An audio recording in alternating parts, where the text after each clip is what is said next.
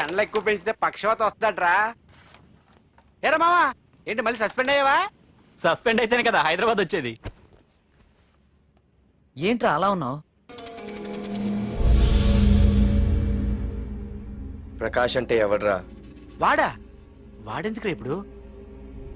నన్ను చంపడానికి ట్రై చేస్తున్నాడు. వాడు నిన్ను చంపడానికి ట్రై చేయడం ఏంట్రా? అదే నాకు అర్థం కావట్లేదు. ఒరేయ్, ఆ రోజు మార్కెట్లో కొట్టావు చూడు, వాళ్ళు ప్రకాష్ మనుషులేరా? ఇవన్నీ వాళ్ళకి మామూలేరా. కొడతారు, కొట్టించుకుంటారు, చంపుతారు, చేస్తారు. అంతెందుకు, మన స్టేషన్ కి దారిలో రోడ్డు పక్కన ఆ ప్రకాష్ తమ్ముని ఎవరో చంపి పడేశారు తెలుసా? పేపర్లు కూడా పడింది. రే, ఆ పేపర్ ఉందా?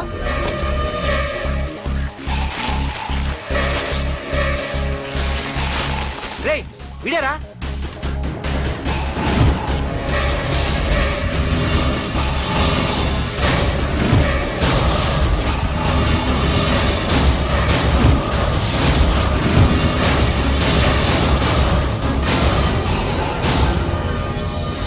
ఆ రోజు మా నాన్న ఫోన్ రాగానే నేను వైజాగ్ వెళ్ళటానికి స్టేషన్కి బయలుదేరాను. ఏ ఆటో ఆటో ఆటో!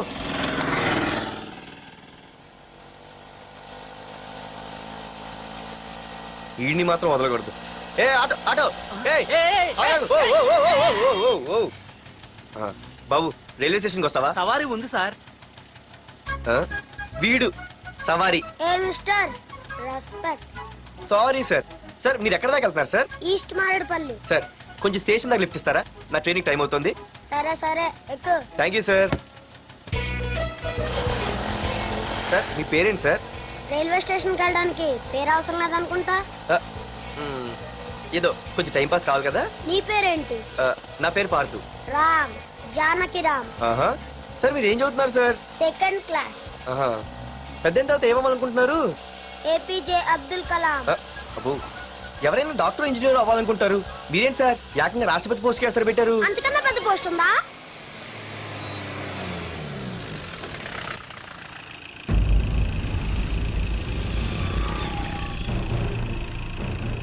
అన్నా అన్నా, వాడే అన్న ఆ రోజు మార్కెట్లో నన్ను మన వాళ్ళని కొట్టింది. వాడు మన ఏరియాకి వచ్చి మనల్నే కొట్టాడంటే అది మన ఇజ్జత్కే సవాలన్నా. అన్ని వేసేయాలన్నా. అన్నా, మిస్ అయిపోతున్నాడన్నా.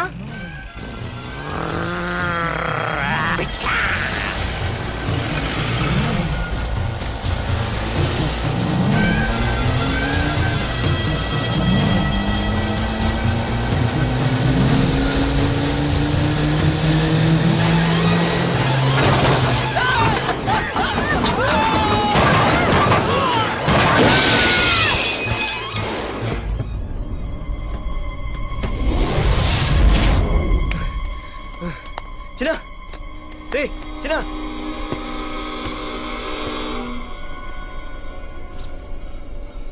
రే చిన్న, చిన్న.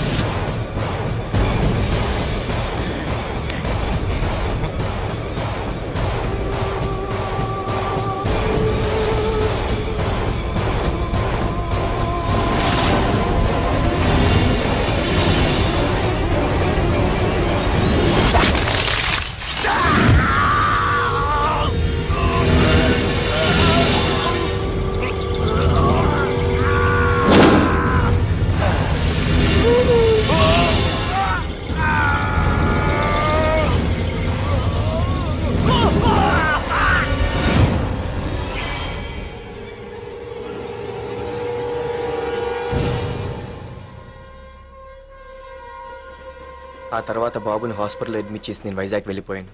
కానీ ఇప్పుడే అర్థమైంది ప్రకాష్ తమ్ముడు పడిపోలేదు, చనిపోయాడని. మరి ఇప్పుడు ఏం చేద్దాం అనుకుంటున్నారా?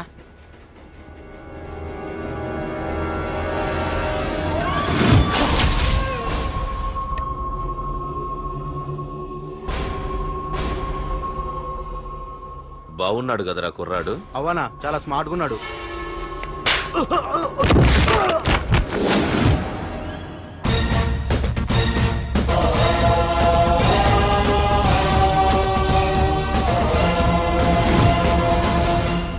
నా పేరు పార్థు. నువ్వు వెతుకుతున్నది, చంపించాలని ట్రై చేస్తున్నది నన్నే. నేను ఈ తమ్ముని కావాలని చంపలేదు, అది అనుకోకుండా జరిగింది. అతను చనిపోయిన విషయం కూడా నాకు ఇప్పుడే తెలిసింది. నన్ను చంపడం వల్ల అతను తిరిగి రాడు కదా, అందుకు నీ మనుషులు నా వెంట పట్టడం, నన్ను చంపాలని ట్రై చేయటం, నేను వాళ్ళని తిరిగి కొట్టడం, ఇవన్నీ నాకు నచ్చవు. నీ తమ్ముడు చనిపోయినందుకు నువ్వెంత బాధపడుతున్నావో, పొరపాటున నా చేతిలో ఒకరు చనిపోయినందుకు నేను అంతే బాధపడుతున్నాను. అందుకే ఈ విషయం ఇక్కడితో వదిలేస్తే ఇద్దరికీ మంచిది. అర్థం చేసుకో. అర్థం చేసుకున్నాను. నిన్ను తప్పుగా అర్థం చేసుకున్నాను, చాలా తప్పుగా. నా తమ్ముణ్ణి చంపినవాడు నాకు భయపడి ప్రాణభయంతో ఎక్కడో దాక్కునుంటాడనుకున్నాను. కానీ చంపింది నేనే అని చెప్పే దమ్మునవాడనుకోలేదు. చూస్తా, నీ దమ్మెంటో ఇప్పుడు చూస్తా. ఒరేయ్ తమ్ముడు, చూసావా, మొదటిసారి వీడు నిన్ను చంపినవాడు నా ముందుకొచ్చాడు. ఈ రోజే వీడిని ముక్కలు ముక్కలుగా నరికి నీ రుణం తీర్చుకుంటా.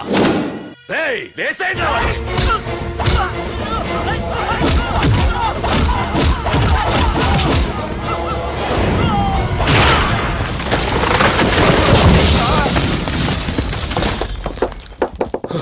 రే ప్రకాష్, నాకు సైలెన్స్ అన్నా వైలెన్స్ అన్నా అస్సలు నచ్చవు. పొర్రపాటున మొదలు పెట్టానంటే కథలు కథలుగా చెప్పుకుంటారు. రేయ్ పార్థు, ఇంకొకసారి నువ్వు ఈ పార్థుని తలుచుకుంటే నీ చావుని నువ్వు తలుచుకున్నట్టే.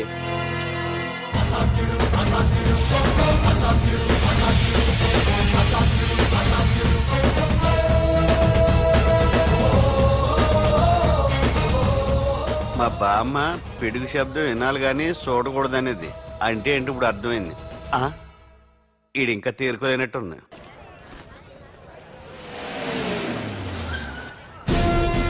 ఎక్కడి నుంచి వస్తున్నావు? నాకు తెలుసు, ప్రకాష్ దగ్గర నుంచి కదూ. తంబు మర్డర్ కేసు ఇన్వెస్టిగేషన్ చేసింది నేనే. అతన్ని నేను కావాలని చంపలేదు సార్. ఒక కుర్రాన్ని కాపాడే ప్రయత్నంలో అలా జరిగింది. తెలిసి చేసినా తెలియక చేసినా తప్పు తప్పే అని ఫీల్ అయ్యాను. అందుకే ఆ ప్రకాష్ని కలవడానికి వెళ్ళాను. తంబుని చంపటం తప్పు కాదు పార్థు. మర్డర్ చేయడం తప్పు కాదంటున్నాడేంటని ఆశ్చర్యంగా ఉందా? రా, బండెక్కు. నాకంతా తెలుసు పార్థు, నీ తప్పేం లేదు. దిగు.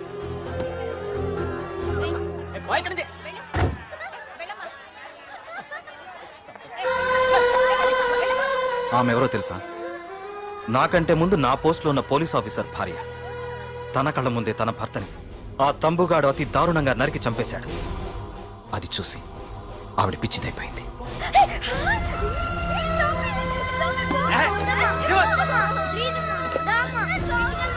ఆ కుర్రాడు ఆవిడ కొడుకు. చదువుకుంటూ ఆడుకోవాల్సిన వయసులో తన పిచ్చి తల్లిని జాగ్రత్తగా చూసుకోవడానికి రోడ్డున పడ్డాడు. ఆ పెద్దాయన్ని చూడు. 6 సంవత్సరాల క్రితం తన కూతురి పెళ్లి కోసం బట్టలు కొనడానికి కూతురుతో పాటు సిటీకి వచ్చాడు. తంబుగాడు ఆ అమ్మాయిని ఎత్తుకుపోయాడు. ఆ రోజు నుంచి ఈ రోజు వరకు తన కూతురు ఉందో లేదో తెలియకపోయినా ఎప్పటికైనా తిరిగి ఇవ్వకపోతారా అన్న చిన్న ఆశతో ఈ సిటీలో ఉండిపోయాడు. వీళ్లే కాదు పార్థ, ఒక్కసారి అటు చూడు. పశువులు కూడా ఉండలేని ఈ మురికి నీళ్ల పక్కన వీళ్ళు ఎందుకుంటున్నారో తెలుసా? ఆ ప్రకాష్ గాడు తన తమ్ముడి పేరు మీద మల్టీప్లెక్స్ కట్టడానికి వీళ్ళుండే ఇళ్లని ఖాళీ చేయించి తన సొంతం చేసుకున్నాడు. వాణ్ణి ఎదిరించలేక, వేరే దారి లేక వీళ్ళంతా ఈ దుర్భరమైన జీవితాన్ని గడుపుతున్నారు. ఇప్పుడు చెప్పు పార్థ, తంబుని చంపడం తప్పని ఇంకా నువ్వు ఫీల్ అవుతున్నావా? నువ్వు అడగచ్చు, ఇన్ని జరుగుతుంటే మీరేం చేస్తున్నారని. మా అధికారమే మాకు అడ్డమైంది. ప్రకాష్ గారిని టచ్ చేస్తే చాలు మినిస్టర్స్ నుంచి ఫోన్ కాల్స్, ఒక్కడుగు ముందుకేస్తే చాలు వెనక్కి రమ్మని హైకమాండ్ నుంచి ఆర్డర్స్. నా దృష్టిలో ప్రకాష్ని అరెస్ట్ చేయకపోవడం ఎంత తప్పో నిన్ను అరెస్ట్ చేయడం కూడా అంతే తప్పు. ఇదిగో నీ పర్స్, తంబు డెడ్ బాడీ దగ్గర దొరికింది. పార్థు, నిశ్చింతగా ఊరెళ్ళి నువ్వు ప్రేమించిన అమ్మాయిని పెళ్లి చేసుకుని హ్యాపీగా ఉండు. చూడు, నిన్ను నువ్వు రక్షించుకోవడానికి ఆ ప్రకాష్ని గాని వాడి మనుషుల్ని కానీ ఏమైనా చేయి. నీ వెనక నేనున్నాను. Wish you all the best.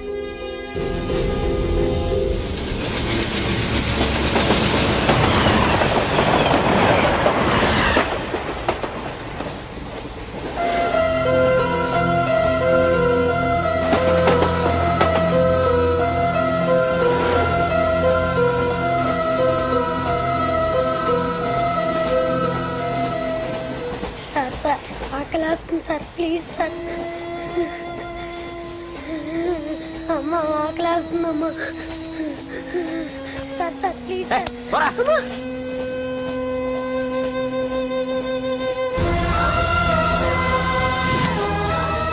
APJ Abdul Kalam రే చిన్న రే చిన్న రే ఏంద్రా నీకు ఏంటి ఇలా ఉన్నావు ఏమైందో చెప్పరా చెప్పు వాట్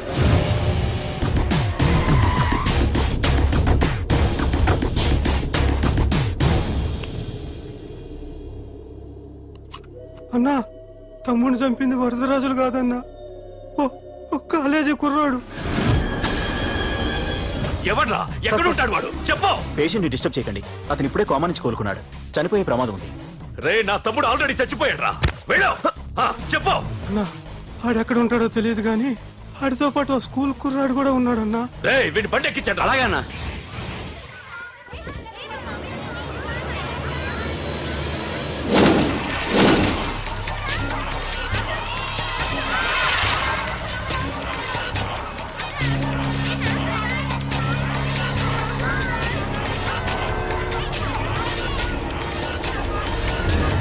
అన్నా ఆ కుర్రాడే అన్నా.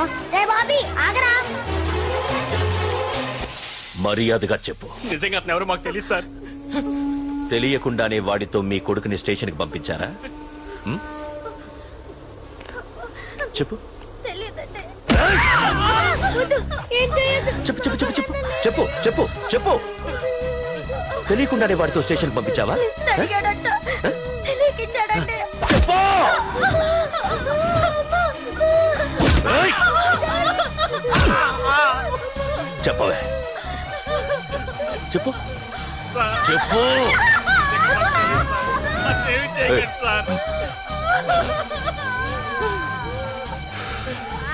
ఇప్పుడు చెప్తా. చెప్పు చెప్పు చెప్పు. తెలీదా? చెప్పు చెప్పు. ఏయ్! చెప్పు. ఏయ్! ఏయ్, చెప్పు. ఇప్పటికైనా చెప్పవే.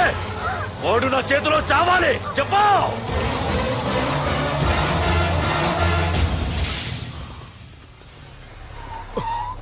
సార్ వాడి గురించి ఇన్ఫర్మేషన్ తెలిసింది సార్. ఇది వాడి ఫోటో.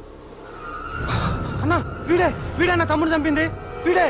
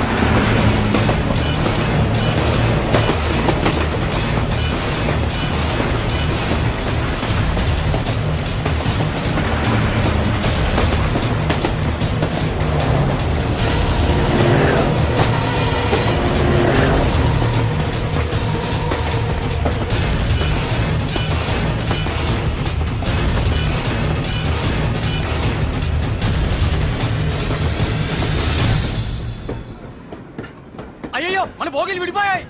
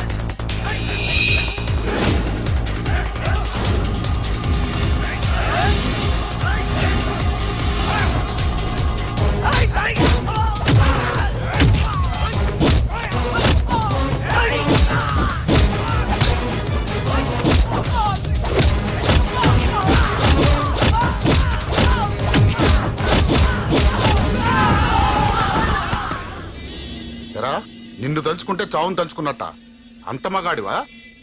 ఇప్పుడు తలుచుకోరా ఎవరిని తలుచుకుంటావు.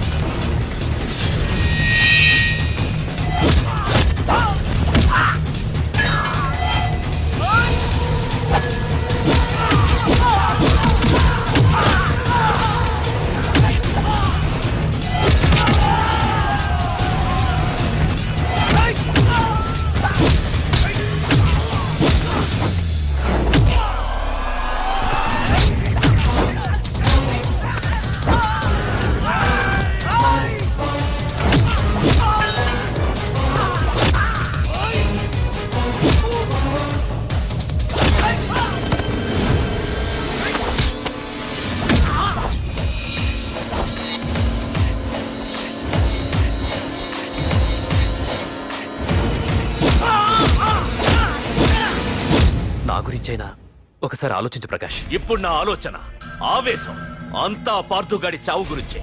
ఆల్రెడీ నా మనుషులు వెళ్ళారు. 5 నిమిషాల్లో వాడిని కాదు, వాడి శవాన్ని తీసుకొస్తాను.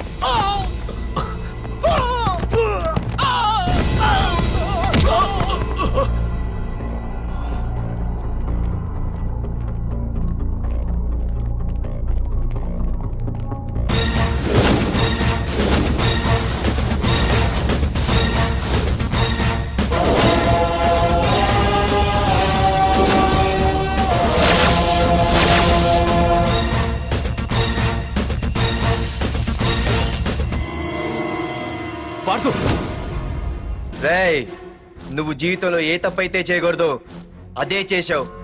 నన్ను టెన్షన్ పెట్టావు.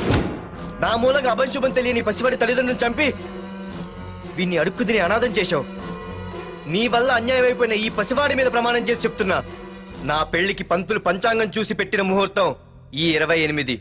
అప్పటి వరకు నేను ఇక్కడే ఉంటా. నీ ప్రతి అడుక్కి ఎదురొస్తా. నీ రౌడీ రాజ్యాన్ని నేలకూలుస్తా. నీ రాక్షసత్వం వల్ల ఇప్పుడు వీడు ఏ స్థితిలో అయితే ఉన్నాడో అదే స్థితికి నిన్ను తెచ్చి నడి రోడ్డు మీద నిలబెడతా. దానికి నేను పెట్టిన ముహూర్తం ఈ నెల 19. తెచ్చుకో. నీ బ్రాంచీల నుండి జనాల్ని తెచ్చుకుంటావో, నీ గొడవల నుండి ఆయుధాలు తెచ్చుకుంటావో. ఒరే ప్రకాష్, పొరపాటున నా పొరచేయి తగిలితేనే పైకి పోయాడు నీ తమ్ముడు. అదే నే మనసు పెట్టి పిడికిలి బిగించి కొట్టానంటే పునర్జన్మ లేకుండా పోతావు.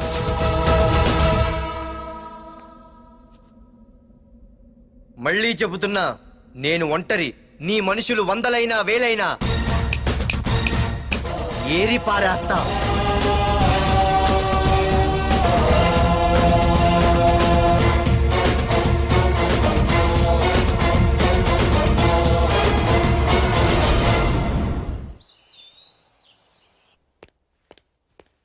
నాన్నా, పార్థు ఏం నాన్నా?